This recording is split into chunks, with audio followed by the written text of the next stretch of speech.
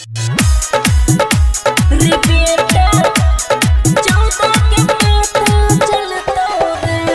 DJ Manish Raxaul. खुशी recording studio बलुआहा। रे बेटा बेसी नहीं तू और चौदह के पता चलता रे। रे बेटा बेसी नहीं तू और चौदह के पता चलता रे।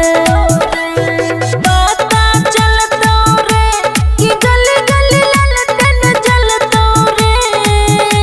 कि मैसे से गौतम भैया जिततो सबके पता चलता रे। रे छौरा बेसी नहीं तू और चौदह के पता चलता रे। डीजे मनीष रक्सौल। रे बेटा बेसी नहीं तू और चौदह के पता चलता रे।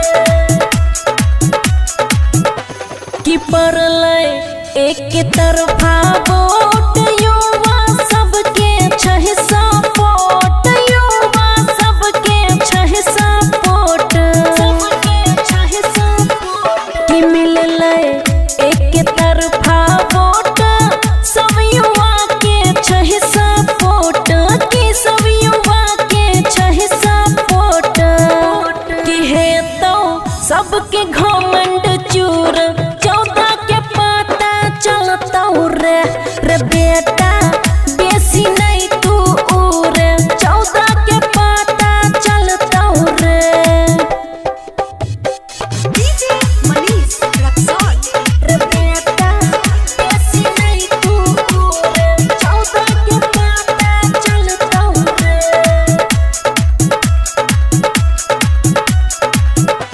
कि गाँव में केल को नहीं जात पात मिलल सब गोरा के साथ। कि मिलल सब गोरा के साथ। कि गाँव में केल को नहीं जात पात मिलल सब गोरा के साथ। कि मिलल सब गोरा के साथ। कि सब थाली सजा के रखी है गौतम भैया जिततो रे।